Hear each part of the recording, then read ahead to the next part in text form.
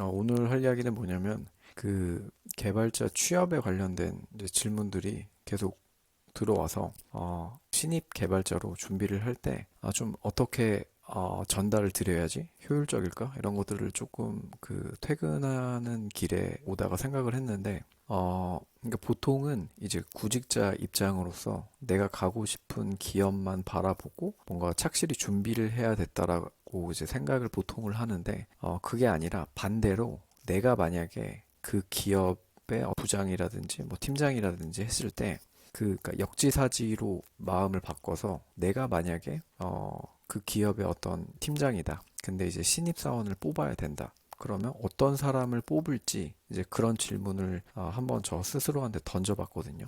그렇게 했을 때 제가 이제 팀장이면 어떤 친구를 좀 뽑고 싶을까 이런 이제 고민에 대해서 일단은 이 친구가 회사를 들어와서 어찌됐든 일을 해야 되는 부분이 있으니까 그 일을 어떤 일을 할 건지를 명확하게 이해를 했으면 좋겠고, 그리고 이 신입사원이니까 설계 관련된 부분을 뭐 그림을 그려라 이런 것까진 바라진 않지만 설계를 이렇게 팀장급이 만들어주면 그것을 이제 구체적 구현을 하는데 좀 빨리 하는 게 중요한 게 아니라 조금 더 꼼꼼하게 그리고 덤벙거리지 않고 그 비즈니스의 요구 사항을 제대로 분석을 해서 그것을 차례대로 코드로 옮길 수 있는 그런 친구면 굉장히 좋겠다라는 생각을 했거든요. 그리고 또 한 가지는 뭐 결론적으로 혼자서 일을 하는 게 아니고 주변의 사람들과 함께 일하고 특히나 이제 뭐 작은 기업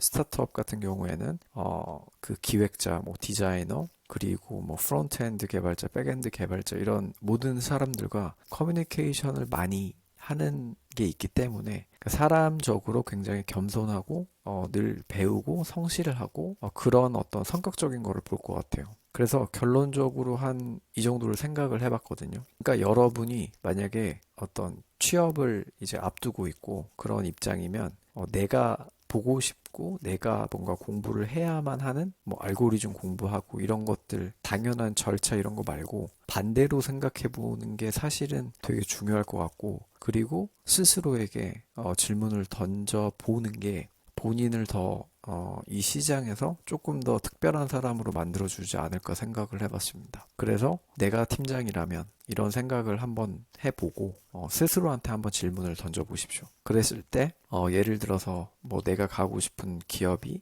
쿠팡의 어떤 백엔드 서비스단으로 가보고 싶다.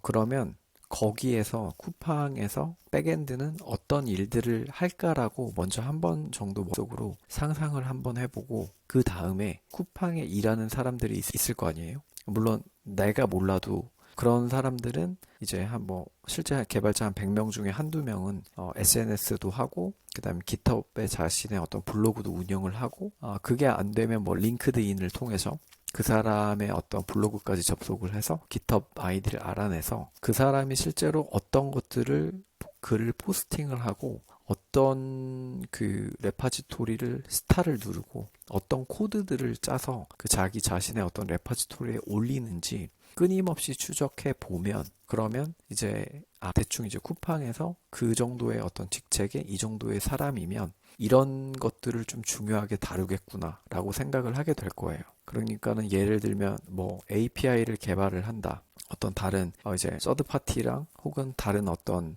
서비스와의 그런 어떤 통합 연동을 하기 위해서 API를 만든다. 그럼 단순히 학생도 그렇고 기본적으로 프로그래밍을 조금 해봤던 사람은 API를 만드는 거는 금방 할 수 있지만 중요한 거는 그 API가 뭔가 병목 현상을 잘 해결해주고 뭔가 확장 가능한 구조를 가져가야 되고 또 API 안에 어떤 그 정보들을 많이 녹여낼 수 있어야 하며 뭐 여러 가지의 그런 고민할 수 있는 포인트들이 있는데 그런 것들을 이제 간접적으로나 그 사람들의 어떤 블로그, 그 사람들이 이제 고민하는 것들, 그런 것들을 이제 팔로우를 하면서 알 수 있게 되는 거고, 그러면은 이제 명확해졌죠. 내가 가고 싶은 곳은 그곳인데 그곳에서 어떤 일들 하냐? 대략적으로 조사를 하게 되면 알게 되니까 이런 일들을 한다. 그럼 그런 일들을 자기가 직접 경험을 해보면 사실 가장 좋은 건데, 근데 대부분의 그 이제 처음 개발을 준비를 하거나 이런 사람들은